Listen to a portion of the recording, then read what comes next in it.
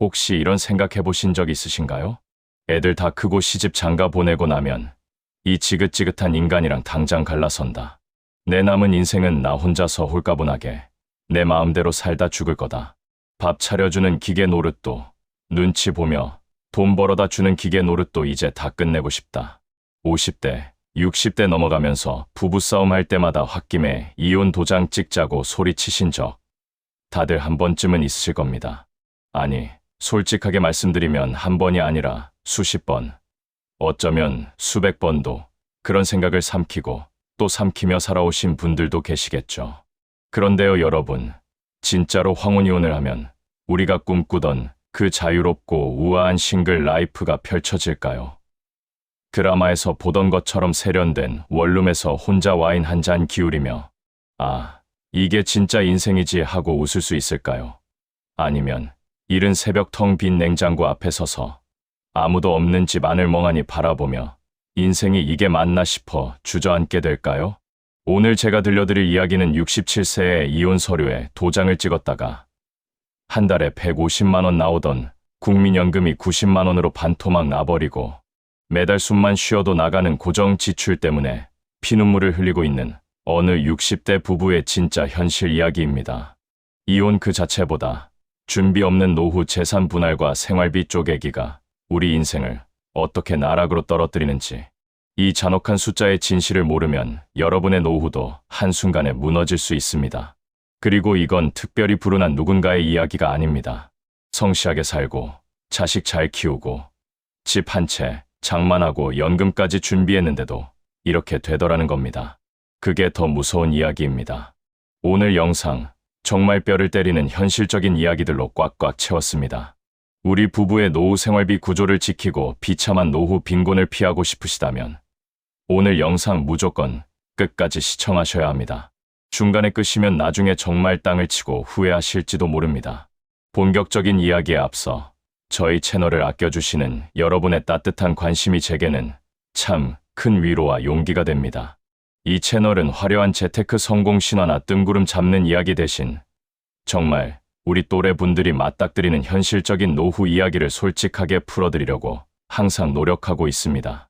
화면 아래에 있는 구독과 좋아요, 그리고 알림 설정까지 살포시 눌러주시면 앞으로도 거칠에 없는 솔직하고 뼈가 되고 살이 되는 진짜 우리들의 노후 이야기를 전해드리는데 아주 큰 힘이 될 것입니다. 늘 함께 해주셔서 고맙습니다.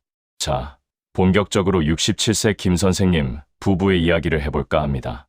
두 분은 28살, 참 꽃다운 나이에 중매로 만나 부부의 연을 맺었습니다. 요즘 젊은 사람들처럼 연애를 길게 하고 서로 충분히 알아보고 결혼한 것도 아니었어요. 몇 번 차 한 잔 마시고 집안 어른들이 괜찮다고 하니 그냥 결혼한 거였습니다. 그 시절엔 다들 그렇게 살았으니까요. 남편 김 선생님은 성실함 하나는 동네에서 알아주는 분이었죠.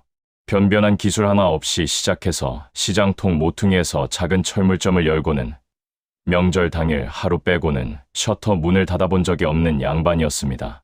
비 오는 날도 눈 오는 날도 몸이 아파도 가게 문은 꼭 열었어요. 문 닫으면 그날 번 돈이 없어지는 거잖아라는 게 그분 인생 철학이었습니다. 아내 이 여사님도 마찬가지였어요.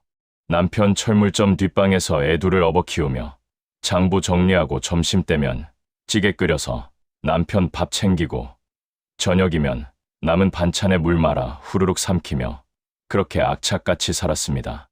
자기 몸 돌볼 틈도 없이 남편 가게 일 거들고 아이 키우고 시어머니, 병간호까지 다 해냈습니다. 그 시절 우리네 여자들 살아온 방식, 이 여사님이 딱 그랬습니다. 우리네 60대, 70대 부모님들 살아오신 모습 다 비슷하잖아요. 좋은 옷 한 벌 제대로 못 사 입고 자식들 학원비 된다고 파스 붙여가며 청춘을 다 바쳤습니다. 해외여행은커녕 제주도 한번 가는 것도 사치라 여겼고 맛있는 것도 자식들 먼저 먹이고 자신들은 나중에 먹었습니다. 그게 우리 부모 세대의 사랑 방식이었으니까요. 그렇게 30년 넘게 뼈 빠지게 일해서 서울 변두리에 지은 지 20년 다 된 32평짜리 아파트 하나 장만했고 아이들 둘 다 대학 보내서 번듯하게 직장 잡고 결혼까지 시켰습니다. 아들은 회사 다니며 경기도에 아파트 얻어 살고 있고 딸은 서울 시내에 신혼집 마련해서 잘 살고 있었죠. 남들이 보기엔 성공한 인생이었습니다. 자식들 다 출가시켰고 집 한 채 있고 다달이 나올 국민연금도 남편 앞으로 150만 원 정도 예상되니 이제 두 부부가 등산이나 다니며 오순도순 여생을 즐길 일만 남았다고들 했습니다. 동네 사람들도 참 잘 사셨다며 부러워했지요. 그런데요. 문제는 김 선생님이 철물점을 완전히 정리하고 집에 머무는 시간이 길어지면서부터 시작됐습니다. 이른바 은퇴 증후군이 찾아온 거죠. 평생을 새벽 5시에 눈 떠서 가게 문 열고 밤 9시에 셔터 내리며 살던 사람이 갑자기 할 일이 없어진 겁니다. 처음 한두 달은 이제 좀 쉬어야지 하며 여유를 즐기는 것 같았지만 그것도 잠깐이었습니다. 몸에 밴 습관은 쉽게 사라지지 않아서 새벽 5시면 어김없이 눈이 떠지는데 갈 곳이 없는 겁니다. 그러니 거실 소파에 누워 TV만 보는 날들이 이어졌죠. 아내 이 여사님 입장에서는 답답하기 짝이 없었습니다. 평생 집안일 다 혼자 해왔는데 이제는 남편이 하루 종일 집에 있으니 오히려 더 신경 쓸 일이 늘어난 겁니다. 삼시세끼 밥 차려주는 것도 하루 이틀이지. 친구들 만나러 나갈 때도 남편 밥 걱정에 마음 편히 놀지도 못했습니다. 당신도 이제 취미생활이라도 좀 해봐라고 좋게 말해도 평생 일만 하던 사람이 하루아침에 무슨 취미가 생기겠습니까? 등산 동호회에 등록해줬더니 2번 나가고 그만뒀고 문화센터 수강권을 끊어줬더니 그게 나이 들어서 할 짓이냐며 면박만 줬습니다. 돌아오는 대답은 내가 평생 돈 벌어다 먹여 살렸는데 늙어서 집에서 쉬지도 못하냐는 핀잔뿐이었죠. 그 말이 맞는 말이기도 했지만 이 여사님 입장에서는 그럼 나는요? 나는 평생 뭐 했는데요? 라는 억울함이 목까지 차올랐습니다. 하지만 그 말을 꺼낼 기회도 꺼낼 용기도 없었어요. 그냥 또 삼키는 거죠. 평생 그렇게 삼키며 살아왔으니까요. 사소한 말다툼이 쌓이고 쌓였습니다. 치약 짜는 방식부터 반찬 투정, 리모컨 쟁탈전까지 젊은 시절 서로 바빠서 참고 넘어갔던 섭섭함들이 하루 이틀 붙어 살다 보니 화라산처럼 터지기 시작한 겁니다. 그동안 못했던 싸움을 한꺼번에 다 하는 것처럼 작은 일도 크게 번지기 일쑤였습니다. 어느 날은 저녁 밥상에 올라온 찌개가 짠에 싱겁네 하다가 그만 큰 싸움이 났습니다. 그동안 가슴속에 꾹꾹 눌러 담았던 원망들이 쏟아져 나왔죠. 내가 당신 구질구질한 철물점 뒷방에서 평생 썩은 거 억울해서라도 이젠 내 마음대로 살 거다. 아내의 폭탄 선언에 남편도 지지 않았습니다. 누구는 밖에서 뼈 빠지게 일하고 싶어서 한 줄 알아? 나도 지긋지긋해. 당장 도장 찍어. 그렇게 홧김에 시작된 싸움이 결국 이혼 소송으로까지 이어졌습니다. 자식들도 처음에는 말렸지만 두 분 다 너무 완강하니 결국 두 분 편하신 대로 하시라며 손을 놓아버렸죠. 법원에서 조정 기간을 두고 정말 이혼하실 겁니까? 라고 물어봤을 때도 두 분 다 고개를 끄덕였습니다.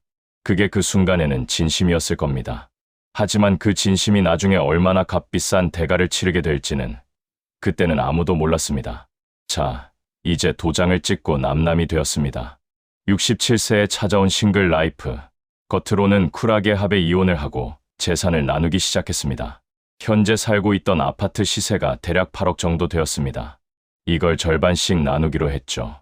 아파트를 팔지 않고 한 사람이 들어가서 사는 방법도 있었지만 두 분 다 그 집에 얽힌 기억들을 정리하고 싶다고 했습니다.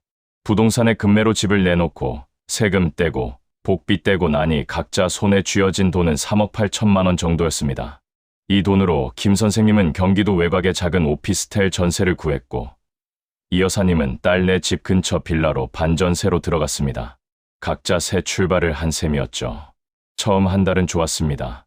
누구 눈치 볼 필요 없이 늦잠 자고 먹고 싶을 때 먹고 이 여사님은 친구들과 온천 여행도 다녀오고 오랫동안 못 갔던 성당 봉사활동도 다시 시작했습니다. 김 선생님은 소파에 누워 밤새 야구를 봐도 잔소리하는 사람이 없었으니까요. 냉장고에 자기가 좋아하는 것만 채워넣고 먹고 싶을 때 꺼내 먹고 진작 갈라설걸 이렇게 속이 편한데라며 콧노래를 불렀습니다. 주변 사람들에게도 잘 결정했다는 말을 들었습니다. 이 나이에도 새 출발을 할 수 있다며 응원해주는 친구들도 있었고 심지어 부럽다고 하는 사람도 있었어요. 그렇게 자유의 바람이 두 사람을 잠시 들뜨게 했습니다. 하지만 이 달콤한 자유는 딱 3개월. 아니 6개월도 채 가지 못했습니다. 당장 통장에 찍히는 현실적인 숫자들, 바로 돈 문제가 두 사람의 숨통을 조여오기 시작한 겁니다. 이혼 전 김 선생님은 자신이 평생 보험료를 냈으니 국민연금 150만 원이 온전히 자기 통장으로 들어올 거라 굳게 믿고 있었습니다. 그런데 웬걸요. 연금공단에서 날아온 통지서를 보니 찍힌 금액은 90만 원 남짓이었습니다. 바로 분할연금 제도 때문이었습니다. 많은 분들이 이 제도를 모르시는데 정말 중요한 내용이니 잘 들어주세요. 국민연금법에 따르면 혼인 기간 동안 형성된 연금 수급권은 이혼 시 배우자에게 분할 청구될 수 있습니다. 즉, 국민연금을 직접 낸 사람이 아니어도 결혼해서 함께 생활하는 동안 배우자가 연금에 기여했다고 보아 그 몫을 나눠주는 겁니다. 이 여사님이 정당하게 연금 분할을 청구한 것이죠. 평생 전업주부로 살았지만 혼인 기간이 길었던 이 여사님 몫으로 60만 원 가량이 쪼개져 나간 겁니다. 90만 원. 혼자 사니까 이 정도면 충분할 거라고 생각하실 수 있습니다. 하지만 생활비 명세서를 들여다보면 상황은 완전히 다릅니다. 이혼 전에는 부부가 한 집에 살며 관리비 20만 원이면 좋겠습니다. 가스비, 전기세 묶어서 10만 원 남짓, 식비도 같이 장을 봐서 해먹으니 6, 70만 원 선에서 방어가 되었습니다. 두 사람이 함께 내던 건강보험료도 나눠 내면 그만이었죠. 경제학에서 말하는 규모의 경제가 가정에도 똑같이 적용되는 겁니다. 같이 살면 한 명이 두 명치 생활비를 쓰지 않아도 됩니다. 그런데 살림이 두 개로 쪼개지니 어떻게 됩니까? 김 선생님 오피스텔 관리비 15만 원, 인터넷 폰 요금 7만 원, 겨울철 난방비 10만 원이 고스란히 나갑니다. 혼자 사니 밥해 먹기 귀찮아 동네 식당에서 대충 사 먹거나 배달을 시키는데 요즘 찌개 하나도 만 원이 훌쩍 넘습니다. 하루에 2만 5천 원씩만 식비로 써도 한 달이면 75만 원입니다. 그런데 하루 2만 5천 원이 그렇게 큰 돈이 아닙니다. 아침에 편의점에서 삼각김밥 하나 사 먹고 점심에 국밥 한 그릇 먹고 저녁에 치킨 시켜 먹으면 2만 5천 원이 훌쩍 넘어가거든요. 건강보험료도 큰 문제였습니다.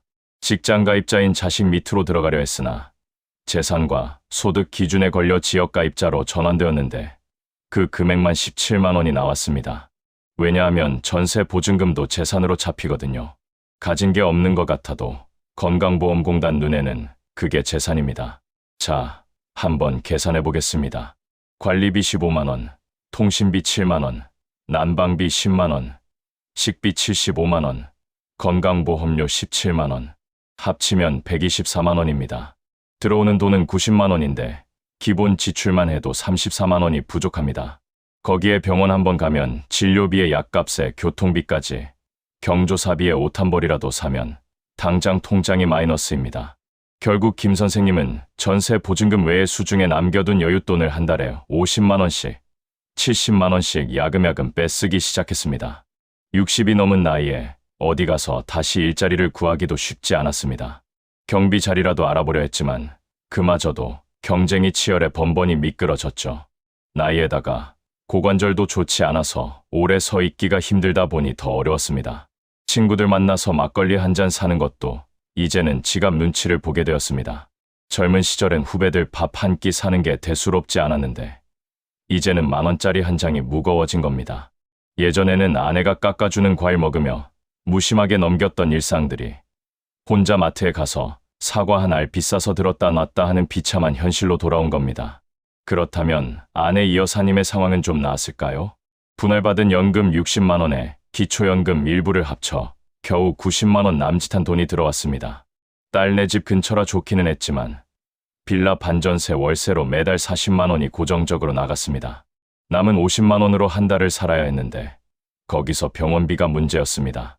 젊어서 쪼그려 앉아 일한 탓에 무릎 관절염이 심해 다다리 주사 맞고 약 타먹는 데만 20만 원이 깨졌습니다. 관절염이라는 게 한 번 시작되면 안 갈 수가 없습니다. 안 가면 나중에 더 큰 돈이 드니까요. 남은 돈 30만 원으로 쌀 사고 부싯거리 사고 나면 미장원 가서 파마 한 번 할 돈이 없었습니다. 친구들 모임에 나가고 싶어도 밥 한 끼 값이 부담스러워 점점 연락을 줄이게 됐습니다. 딸이 가끔 와서 용돈을 쥐어주긴 했지만 자식들 살기도 팍팍한데 매번 손을 벌릴 수도 없는 노릇이었죠. 한 번은 딸이 용돈 봉투를 내밀며 엄마, 괜찮아? 라고 물어봤는데 이 여사님이 그냥 눈물이 왈칵 나더랍니다. 딸 앞에서 울면 안 된다 싶어 억지로 웃었지만 집에 혼자 돌아오는 길에 버스 안에서 그냥 흐르는 눈물을 닦지도 못하고 앉아 있었다고 합니다. 결국 이 여사님도 식당 주방 보조 알바를 나가기 시작했습니다. 무릎이 끊어질 듯 아팠지만 당장 다음 달 월세와 가스비를 내려면 어쩔 수 없었습니다. 하루 6시간씩 서서 설거지하고 재료 다듬고 밥솥 들다 보면 퇴근할 즈음엔 무릎이 퉁퉁 붓기 일쑤였습니다. 그래도 버텼습니다. 자식한테 손 벌리는 것보다는 낫다 싶어서요. 내가 늙어서 이 고생 안 하려고 이혼했는데 결국 파출부 신세라니. 밤마다 혼자 팥을 붙이며 눈물을 훔치는 날이 많아졌습니다. 자유를 찾겠다고 내린 결정이 오히려 더 힘든 굴레가 되어버린 겁니다. 적어도 같이 살 때는 밥은 함께 먹었고 아프면 물이라도 떠다 주는 사람이 있었는데 진짜 비극은 몸이 아플 때 찾아왔습니다. 어느 겨울날 김 선생님이 화장실에서 미끄러져 고관절을 다치고 말았습니다. 아무도 없는 오피스텔 바닥에 쓰러져 꼼짝도 못하고 있다가 통증을 참으며 겨우겨우 핸드폰을 집어 119를 불렀습니다. 혼자 넘어졌을 때 아무도 없다는 것, 그 무서움을 그때 처음 느꼈다고 했습니다. 응급실에 실려가서 수술을 해야 한다는 얘기를 들었을 때 보호자, 동의서에 사인할 사람이 필요해서 자식들에게 연락을 했죠. 아들이 헐레벌떡 뛰어왔지만 직장 생활하는 아들이 병실을 지킬 수는 없었습니다. 이틀은 그럭저럭 지냈지만 그 이후부터는 간병인을 써야 했는데 하루에 15만 원이랍니다. 열흘만 누워 있어도 150만 원, 한 달이면 450만 원입니다. 수술비는 건강보험이 일부 커버해줬지만 간병비는 오롯이 본인 부담이었습니다. 옛날 같았으면 아내가 곁에서 물수건이라도 짜주고 미음이라도 끓여 먹였을 텐데 사실 이 여사님도 그 소식을 전해 들었을 때 잠깐 달려가야 하나 싶은 마음이 들었다고 합니다.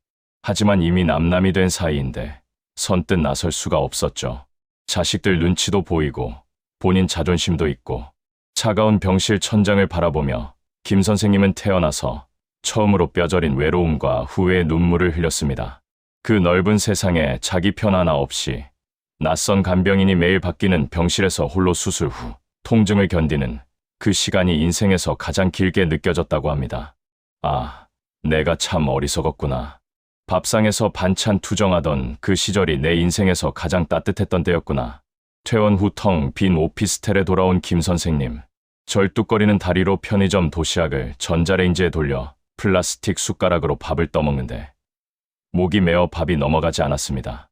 수술 후에 잘 먹어야 한다는 건 알았지만 먹고 싶지 않았습니다. 아니, 먹을 기력이 없었습니다. 벽에 걸린 달력을 보니 이혼한 지 딱 2년째 되는 날이었습니다. 통장 잔고는 바닥을 보이고 있었고 이제 진짜 남은 건 오피스텔 보증금뿐이었습니다. 이대로 가다간 몇 년 안에 이 보증금마저 다 까먹고 길거리에 나앉거나 요양원 신세를 져야 할 판이었습니다. 그제야 자존심을 꺾고 이 여사님에게 전화를 걸었습니다. 핸드폰 연락처에서 이 여사라고 저장된 이름을 오래도록 바라봤다고 합니다. 눌러야 하나 말아야 하나. 2년 만에 처음 거는 전화였습니다. 신호음이 길게 가고 낯익은 목소리가 들렸을 때 김 선생님은 아이처럼 엉엉 울고 말았습니다. 여보, 내가 다 잘못했어. 내가 죽일 놈이야. 우리 다시 합치면 안 될까? 수학이 넘어 이 여사님도 아무 말 없이 훌쩍이기만 했습니다. 부부 2년을 헤어져 살며 이 여사님도 깨달았던 겁니다. 자유가 좋긴 했는데 이 자유가 이렇게 외롭고 이렇게 무서운 것인 줄은 몰랐다고. 무릎 아파 파스 붙이며 주방 알바 나가는 자기 신세가 그이랑 싸우며 살던 그 시절보다 더 고달픈 줄 미처 몰랐다고. 여러분, 이 이야기가 그저 소설 속 이야기 같으신가요? 아닙니다. 지금 대한민국 곳곳에서 실제로 벌어지고 있는 일들입니다. 통계청 자료를 보면 황혼이혼 건수가 매년 가파르게 상승하고 있습니다. 젊은 부부들의 이혼율은 오히려 줄어드는 반면 20년 이상 같이 산 부부들의 이혼은 전체 이혼의 30%를 훌쩍 넘겼습니다. 오래 살수록 더 많이 갈라선다는 얘기입니다. 참 아이러니하죠. 다들 이혼하면 자유롭고 행복해질 거라고 착각합니다. 드라마가 그렇게 보여주고 SNS에 올라오는 황혼이혼 성공 스토리들이 그렇게 포장하니까요. 하지만 현실은 냉혹한 숫자로 돌아옵니다. 이혼은 단순히 사랑이 식어서 헤어지는 감정의 문제가 아닙니다. 평생 구축해 놓은 하나의 경제 공동체를 억지로 두 개로 찢어버리는 아주 잔혹한 재무적 재앙입니다. 그것도 20대, 30대에 이혼하는 것과 60대에 이혼하는 건 차원이 다릅니다. 20대엔 다시 일할 수 있고 다시 모을 수 있습니다. 하지만 60대, 70대엔 이미 소득이 끊기거나 끊겨가는 시점입니다. 실수를 만회할 시간이 없습니다. 집 한 채, 연금 하나로 부부가 같이 살면 100만 원으로도 어떻게든 비비고 살 수 있습니다. 반찬 하나를 해놔도 같이 먹고 난방을 틀어도 같이 온기를 나눕니다. 아플 때 물 한 잔 떠다 주는 사람이 있고 밤에 잠 못 자도 옆에 숨소리라도 들립니다. 하지만 따로 살게 되는 순간 주거비부터 식비, 공과금까지 모든 비용이 2배로 뻥튀기 됩니다. 거기다 한 살 한 살 나이가 들수록 무섭게 늘어나는 의료비와 간병비는 혼자 힘으로 절대 감당할 수 없습니다. 60대엔 무릎이 아프고 70대엔 허리가 무너지고 80대엔 치매가 올 수 있습니다. 이걸 혼자 버텨야 한다면 그 비용이 얼마나 될지 상상이 되십니까? 자식들이 챙겨줄 거라고요. 천만의 말씀입니다.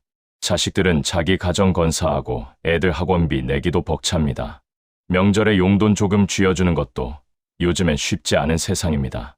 결국 늙고 병들었을 때 내 곁에 있어 줄 사람은 미우나 고우나 평생을 지지고 볶으며 살아온 내 배우자 한 사람뿐입니다. 그게 냉정한 현실입니다. 오늘 제 이야기를 들으시고 마음이 무거워지셨을지도 모르겠습니다. 어쩌면 우리 얘기 같아서 가슴이 뜨끔하셨을 분도 계실 겁니다.